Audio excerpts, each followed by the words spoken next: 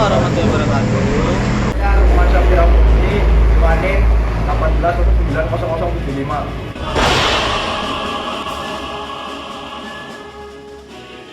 Nama saya Abi Hasanul Afkar, kelas 4B dengan NIM 180900048.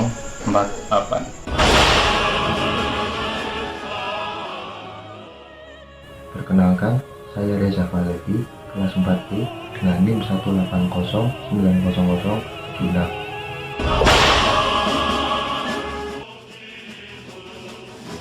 Perkenalkan, saya Muhammad Abdul Bujantara dengan NIM 1809091 dari kelas 4B. Kelompok 2 akan mempresentasikan tentang desain grafis.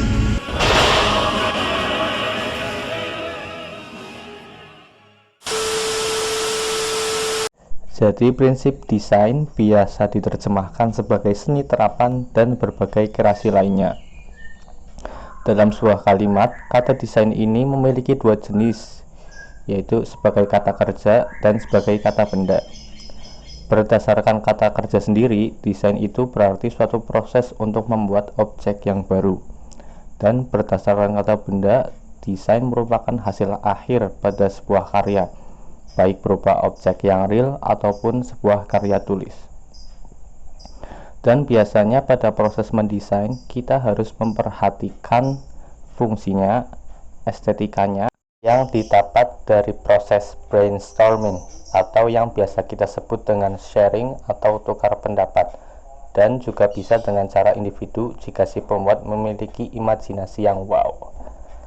Namun, akhir-akhir ini definisi proses secara umum pun bisa disebut sebagai produk dari desain itu sendiri, sehingga muncul istilah perancangan proses. Salah satu contohnya adalah perancangan proses kimia. Selanjutnya, dalam membuat desain, tentunya sang desainer mempunyai ide sendiri yang berawal dari keinginannya untuk membuat suatu objek, baik itu foto, karya tulis, dan lain sebagainya. Dan tantangan dalam membuat desain juga pasti ada, antara lain dalam proses pembuatan, metode rancangan, produk yang dihasilkan, dan disiplin ilmu yang akan digunakan. Lalu contoh desain yang sering kita lihat dalam kehidupan sehari-hari adalah foto, lukisan, kartun, dan lain sebagainya. Desain grafik, bagian dari interface yang terlihat dan menimbulkan cita rasa. 1. Sesuatu yang seseorang lihat pertama kali dan menimbulkan kesan serta pengaruh tingkat emosi atau mood. Salah satu bentuk seni lukis, gambar, terapan yang memberikan kebebasan kepada sang desainer untuk memilih, menciptakan atau mengatur elemen rupa seperti ilustrasi foto, tulisan, dan garis di atas suatu permukaan dengan tujuan untuk diproduksi dan dikomunikasikan sebagai sebuah pesan. Gambar maupun tanda yang digunakan bisa berupa seperti tipografi atau media lainnya seperti gambar atau fotografi. Desain grafis umumnya diterapkan dalam dunia periklanan, packaging, perfilman, dan lain-lain. Jadi, dengan desain grafik, kita dapat dengan mudah membuat sebuah logo, merek, periklanan, dan lain-lain sebagainya. Semakin baik kita menggunakan komposisi warna, tulisan, dan gambar, maka dapat membuat minat lihat dan minat baca dari target yang dibutuhkan juga semakin tinggi. Desain grafis adalah suatu bentuk komunikasi visual yang menggunakan gambar untuk menyampaikan informasi atau pesan seefektif mungkin. Dalam desain grafis, teks juga dapat dianggap gambar karena merupakan hasil abstraksi simbol-simbol yang dibunyikan. Desain grafis diterapkan dalam desain komunikasi dan fine art seperti jenis desain lainnya. Desain grafis dapat merujuk pada proses pembuatan, metode perancangan, produk yang dihasilkan, ataupun disiplin ilmu yang digunakan. Seni desain grafis mencakup kemampuan kognitif dan keterampilan visual, termasuk di dalamnya tipografi, ilustrasi, fotografi, dan tata letak. Jadi ketika kita ingin membuat desain grafis, kita harus mengerti apa produk atau iklan yang akan kita buat. sehingga kita tidak salah pangsa pasar untuk siapa yang orang yang ditargetkan. Filosofi desain: 1. Elemen visual ekonomi. 2. Tidak berlebihan. 3. Jelas dan terorganisir dengan baik. Prinsip desain grafik itu ada 3. Yang satu adalah metafora atau perancangan bentuk. Maksud dari metafora ini itu bisa menampilkan atau menggambarkan elemen-elemen seperti halnya titik, garis, warna, ruang, dan tekstur yang relevan dan bisa dikenali. Atau bisa juga menggunakan desktop yang berhubungan dengan perancangan interface seperti Photoshop, CorelDRAW, Macromedia Flash, dan lain sebagainya. Sedangkan yang kedua adalah kejelasan.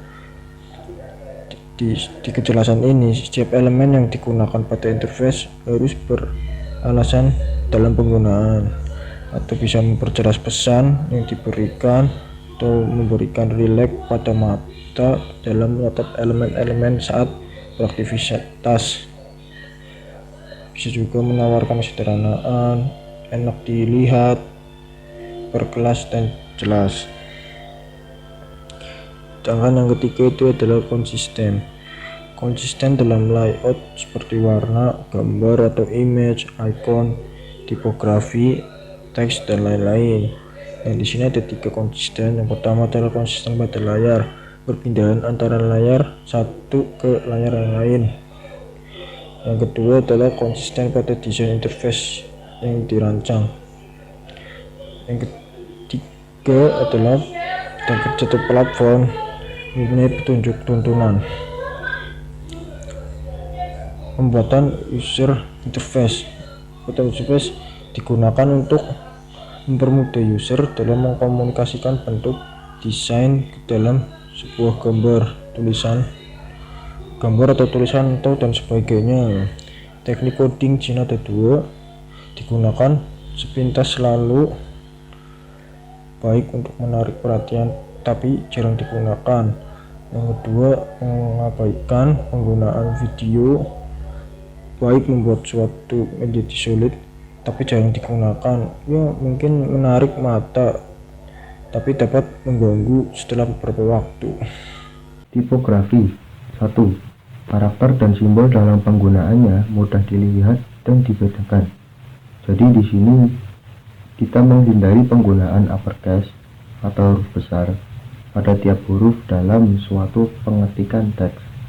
Berdasarkan studi ditemukan bahwa penggunaan campuran huruf kecil dan besar dapat mempercepat proses membaca. Yang kedua, mudah dibaca. Mudah dikenali dengan adanya sekumpulan jenis huruf yang digunakan untuk mengetik suatu teks. Kemudian yang ketiga, font. Kita menggunakan font jenis serif untuk badan teks, kemudian menggunakan font jenis sans serif untuk judul, terus menggunakan jenis huruf normal, italic, bold. Tetapi di sini kita menganjurkan jangan sering menggunakan bold, italic, dan huruf besar untuk sebagian besar teks, karena itu dapat memperlambat proses membaca.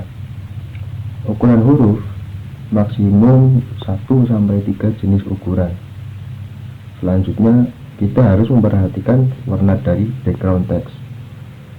Mungkin jika kita menggunakan background berwarna putih, maka kita harus menghindari teks yang berwarna putih juga.